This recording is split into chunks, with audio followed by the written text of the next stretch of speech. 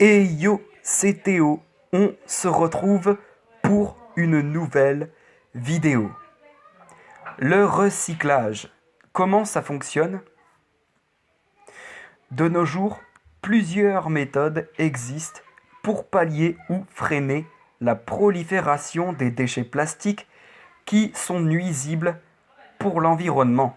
Parmi ces méthodes, le recyclage s'affiche comme l'une des plus utilisées par l'État, les entreprises ou les organisations non gouvernementales. Comment ces déchets plastiques sont-ils recyclés? Quel est le processus suivi pour aboutir à de nouveaux plastiques réutilisables? Dans cette vidéo, partez à la découverte de tout le processus de recyclage. Le recyclage des déchets plastiques s'effectue suivant plusieurs étapes et en mettant en œuvre certaines méthodes. Voici les 6 étapes les plus importantes du processus de recyclage. Première étape, la collecte des plastiques. La collecte est une étape décisive dans le processus de recyclage des déchets plastiques.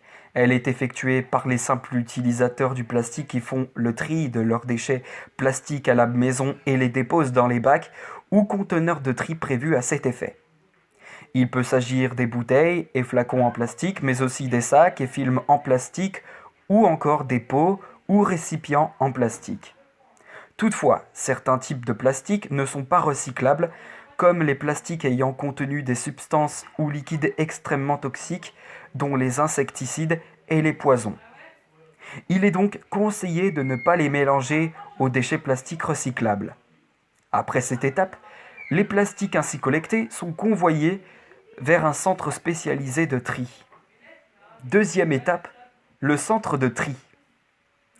C'est la grande étape de sélection minutieuse. En effet, tous les déchets plastiques ne possèdent pas les mêmes composantes. L'objectif ici est de regrouper par famille les différents plastiques collectés. On trouvera par exemple le polyéthylène téréphtalate, PET, utilisé dans la fabrication des bouteilles d'eau, des boissons gazeuses, des flacons alimentaires ou d'huile de cuisson. Le polyéthylène haute densité, le HDPE, utilisé dans la fabrication des bouteilles de lait, des pots de yaourt, des sacs en plastique ou des sachets pour céréales. Le polystyrène, PS, utilisé dans la fabrication des boîtiers de CD, d'assiettes et gobelets jetables ou des boîtes pour les œufs. Le polypropylène, PP, utilisé pour fabriquer les flacons de pilules, les couvercles de bouteilles ou les pots de ketchup. Nombre parmi ces différents plastiques ne sont pas recyclés. Les plastiques recyclés ou recyclables sont reconnus grâce à un symbole en forme de triangle dessiné avec 3 flèches de direction, retrouvées généralement en dessous de ces plastiques. Cette phase de regroupage minutieux par famille achevée, les déchets plastiques passent à une étape de compactage.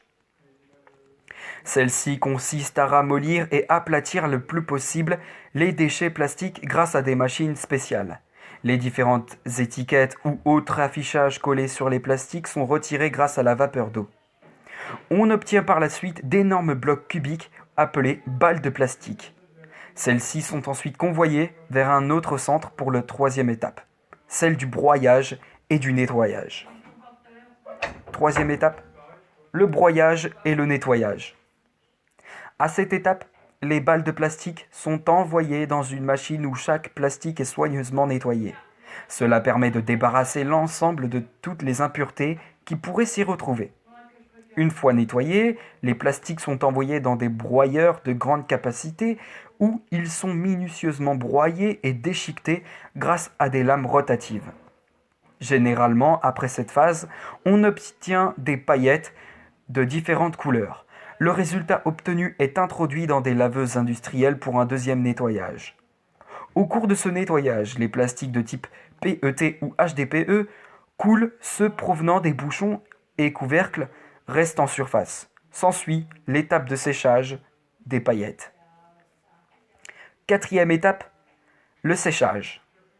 Les paillettes obtenues ayant été nettoyées à l'eau et donc mouillées, cette étape consiste à les débarrasser de toute cette eau. Pour ce faire, diverses techniques peuvent être utilisées. Par exemple, les centrifuges sont utilisés pour sécher toute l'humidité contenue dans les paillettes. Elles servent également à débarrasser ces paillettes des dernières impuretés. Cela est nécessaire pour obtenir un mélange homogène. Cinquième étape, l'homogénéisation. Après l'étape de séchage, le résultat obtenu est entièrement du plastique à l'état pur. Suivant différents procédés techniques très précis, cet ensemble de plastique est envoyé dans un silo où il est chauffé à très forte température.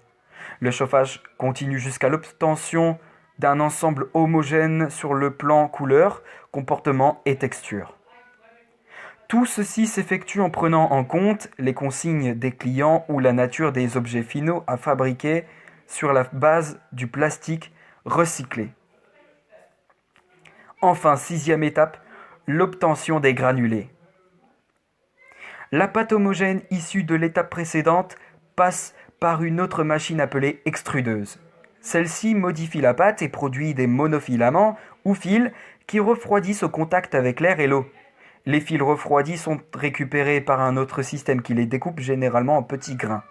On obtient ainsi des granulés prêts à servir dans la fabrication des nouveaux objets.